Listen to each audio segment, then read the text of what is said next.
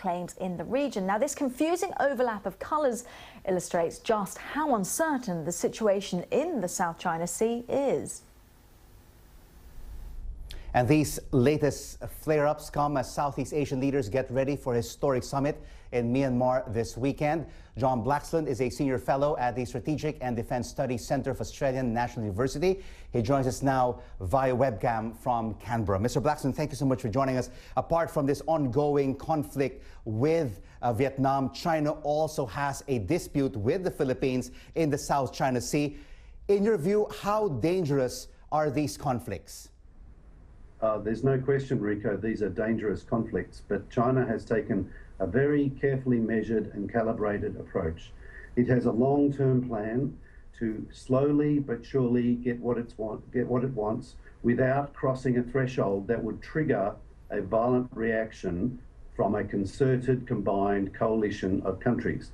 And so what it's doing is in a very measured way, in a calculated way, approaching Vietnam and dealing with the Vietnam issue. And it's using Coast Guard vessels and law enforcement vessels, not Navy vessels primarily.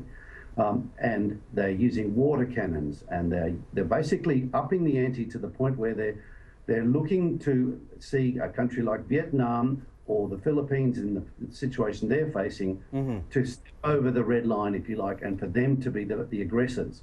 So they don't want a multinational approach. They want to approach this on a bilateral basis. So with ASEAN leaders meeting in Myanmar, Mr. Blaxland, what can be done to resolve these ongoing territorial claims as a group? Well, the one thing that might actually make a difference would be if ASEAN spoke with one voice.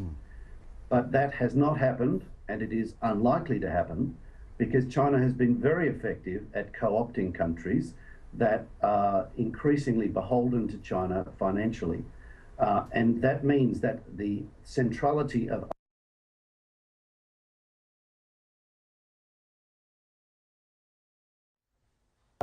is seriously being challenged, even though the words may not come to that.